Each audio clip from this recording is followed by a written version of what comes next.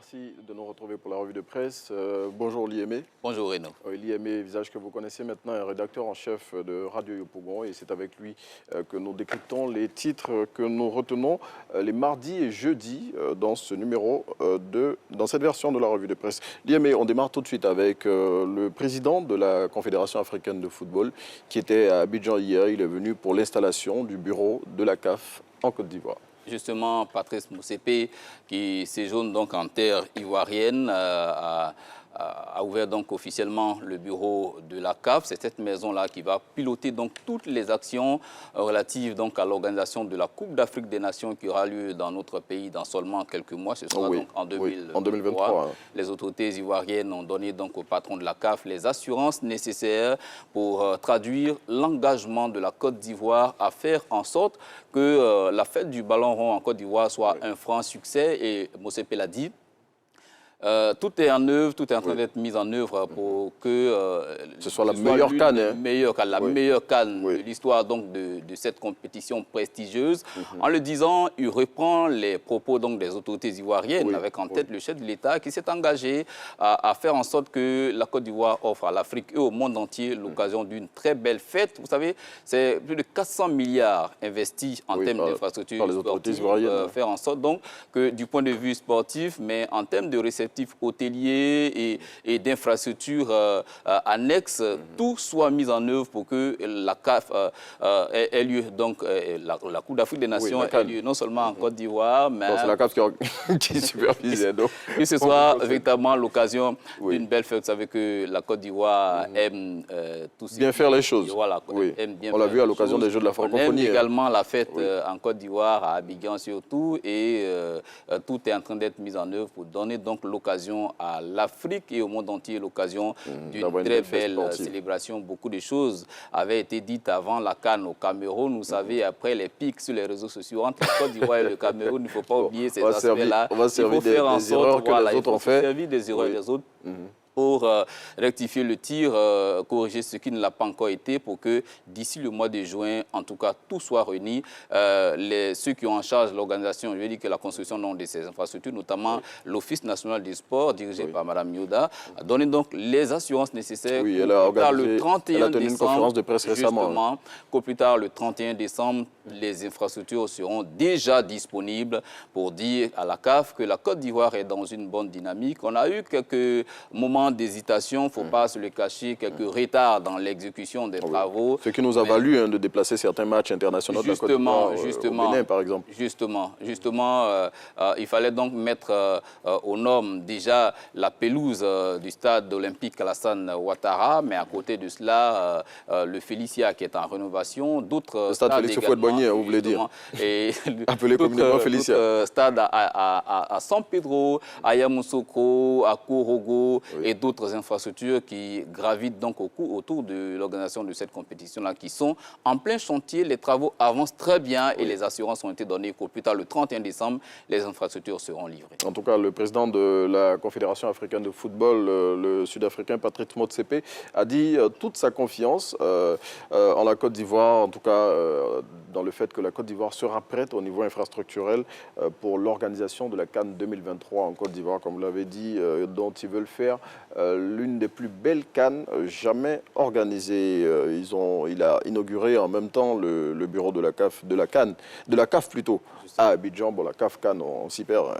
Il a inauguré le bureau. Il a reçu les assurances par la même occasion. Et vous savez que Dao Gabala, qui gère donc les affaires courantes au niveau du football ivoirien, a dit que c'est le coup de sifflet qui donne donc le top départ de l'organisation de la Coupe d'Afrique des Nations à Abidjan, avec l'ouverture donc de ce bureau-là. Pour elle, c'est le top départ qui est donné. Pour elle, la CAN a déjà débuté et tout le monde, en tout cas les autorités, ont donné les assurances nécessaires pour dire que la fête sera belle et que la Côte d'Ivoire sera à ce grand rendez-vous. En tout cas, le bureau de la CAF qui va aider le comité d'organisation de la CAN 2023, qui est dirigé, on le rappelle, par le ministre Albert François Micha. Ce bureau de la CAF-là va conjuguer ses efforts avec ceux déjà faits par le COCAN pour permettre à la Côte d'Ivoire d'organiser cette belle fête du sport qui aura lieu, on le rappelle, en 2023 en Côte d'Ivoire.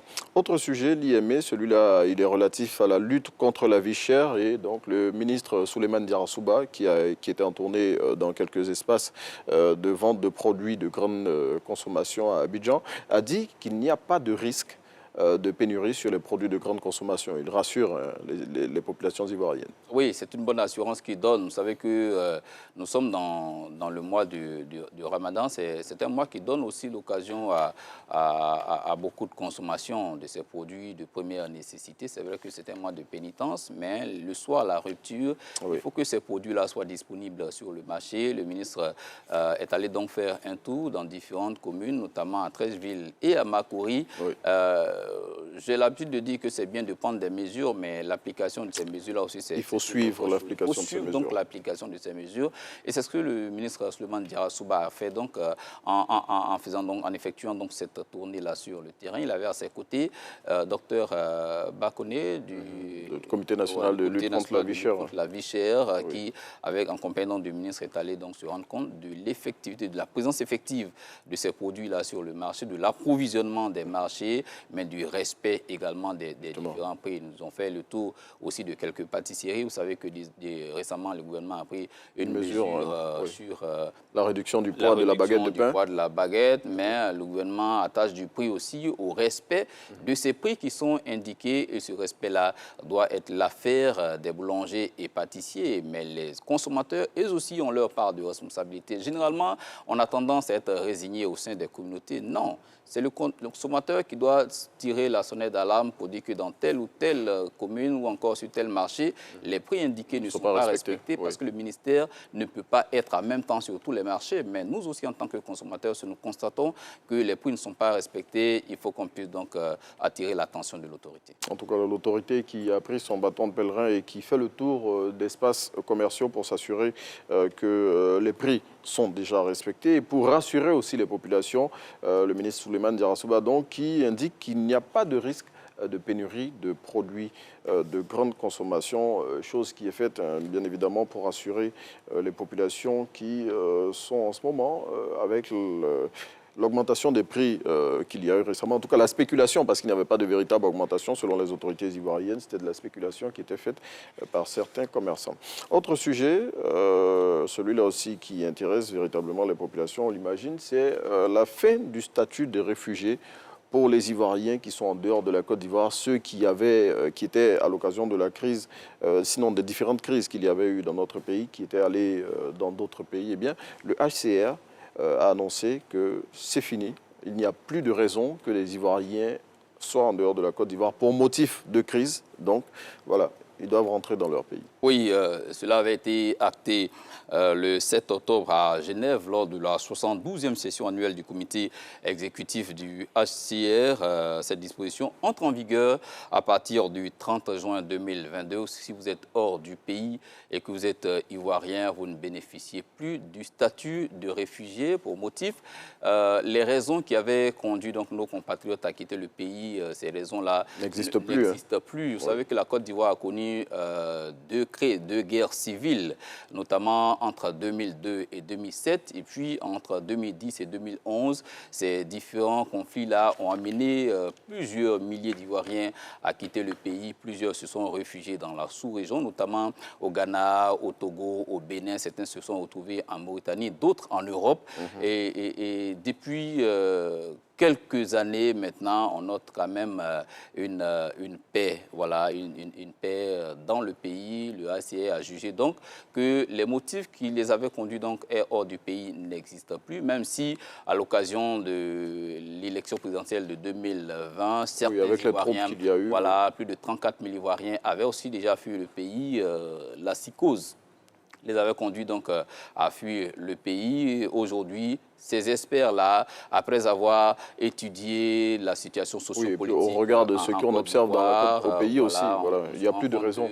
Il n'y a plus de raison que des Ivoiriens se retrouvent hors du pays au motif qu'ils ne sont pas en sécurité dans leur pays. Le HCR est à la tâche, en le disant, ce n'est pas un discours creux, mais des convois sont organisés chaque semaine par cette institution-là pour faire en sorte que des programmes de retour volontaire soient organisés à l'ouest du pays, du côté du Libéria, où se trouve en ce moment le plus gros contingent. plusieurs convois sont organisés chaque semaine pour permettre à des Ivoiriens qui le souhaitent, bien entendu, qu'ils puissent revenir volontairement au pays. Renaud, c'est vrai que des initiatives sont prises et que nous saluons l'action du HCR, mais il ne faut pas aussi cacher qu'à l'Ouest, des problèmes existent et que cela fait que naturellement, des gens ont cette crainte-là de revenir. Je reviens dans mon pays, mais quand je reviens, alors que j'étais fermier, alors que j'étais cultivateur, je cultive sur quelle terre? Des gens qui sont partis depuis 20 ans, depuis 10 ans, ces parcelles de terre-là ont été occupées par d'autres personnes, par d'autres familles. Ce sont des problèmes latents qui doivent être traités en profondeur pour éviter encore d'autres crises. C'est donc, cela peut justifier que jusque-là, certains, malgré les programmes de retour volontaire, certains Ivoiriens continuent encore d'être hors du pays, mais je crois qu'avec l'aide du HCR, qui les accompagne également financièrement, ces problèmes-là devraient pouvoir être résolus. En tout cas, par rapport à la question que vous avez soulevée, justement, les chefs des départements, les chefs coutumiers et les autorités administratives, bien évidemment, prennent les dispositions pour que ceux dont les terres sont occupées, pour ce que nous savons, puissent récupérer leurs terres et bien évidemment, les populations qui reviennent bénéficient de l'accompagnement et du HCR et des autorités ivoiriennes pour faciliter leur retour en Côte d'Ivoire. En tout cas, c'est acté désormais. Les Ivoiriens qui vivent en dehors de la Côte d'Ivoire, qui ont quitté le pays pour motif de crise, vont perdre leur statut de réfugié. Et donc, pour ceux qui sont encore en dehors de la Côte d'Ivoire, ils ont la possibilité, avant le 30 juin 2022, jusqu'à ce qu'ils bénéficient encore de cette faveur-là, de rentrer en Côte d'Ivoire. Sinon, après, ils ne bénéficieront plus de ce statut. Autre chose, l'IME, dont nous allons parler aujourd'hui aussi, c'est l'ambition de la Côte d'Ivoire d'être un hub médical en Afrique de l'Ouest et toutes les dispositions sont prises au niveau sanitaire pour atteindre cet objectif-là, les ouvertures d'infrastructures sanitaires un peu partout dans la Côte d'Ivoire. Oui, ce n'est pas au-delà de la volonté politique, des actions concrètes traduisent donc cette volonté politique. Vous savez que depuis quelques années, la Côte d'Ivoire a fait de la transplantation rénale. Je veux dire, dans l'Afrique subsaharienne, à part l'Afrique du Sud, c'est une grande première en Afrique subsaharienne et cette spécialité importante pour laquelle plusieurs Ivoiriens étaient contraints donc à recourir à des pays, à des services hors du pays. Ces services-là existent désormais en Côte d'Ivoire. Au-delà de cela, il y a des prises en charge de certains traitements très lourds, notamment en ce qui concerne le cancer, l'ouverture du centre de radiothérapie et d'oncologie de Cocody vient régler cette thématique et cette structure-là dirigée par le professeur Didi Koko faire en sorte que plusieurs milliers d'Ivoiriens sont pris en charge en ce qui concerne le traitement du cancer, ce qui n'était pas le cas par le passé. On a déjà le centre de cardiologie qui existe, donc de cardiologie, qui existe ici à Abidjan, mais également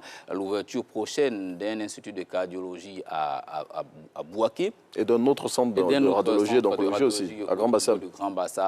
Toutes ces réalisations-là font, en tout cas de la Côte d'Ivoire, un hub sanitaire. Un pays qui a les ambitions de la Côte d'Ivoire doit faire en sorte que ces infrastructures-là existent naturellement dans notre pays. Et c'est ce que le gouvernement est en train de faire. À côté de cela, il faut aussi améliorer le plateau technique des structures sanitaires de premier contact, notamment les structures de santé dans les différents quartiers, dans les communes, faire en sorte qu'avant d'arriver dans ces centres spécialisés-là, qu'il y ait déjà des infrastructures nécessaires qui permettent de faire les premiers soins. En ce qui concerne les premiers soins. En tout cas, belle ambition affichée par la Côte d'Ivoire de devenir hub médical avec toutes les dispositions qui sont prises pour y parvenir. L'IME, on glisse tranquillement vers la fin de cet échange et on va parler du PDCRDA qui organise son 13e congrès ordinaire bientôt, congrès ordinaire dont l'objectif est véritablement de relancer le parti pour la reconquête du pouvoir parce que c'est l'objectif qu'ils ont. Oui, l'une des particularités de ce congrès, c'est que après l'élection qui a opposé le fils au père, cette année... Le fils au père, vous voulez parler d'Henri Konan Bédié et de Kakabé, Kouadio Konan Bertin, le ministre de la Réconciliation. Le plus vieux parti de Côte d'Ivoire va au congrès cette fois-ci, mais ne court pas le risque d'une élection de ce genre.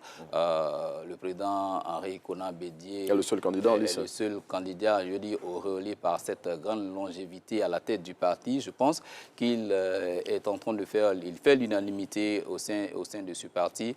Le Congrès devrait donc pouvoir le plébisciter et faire en sorte que ce soit l'occasion, en tout cas, d'une grande mobilisation dans la perspective des batailles électorales à venir. N'oublie pas, Renaud, que l'ambition du plus vieux parti de Côte d'Ivoire, c'est de reconquérir le pouvoir en 2025.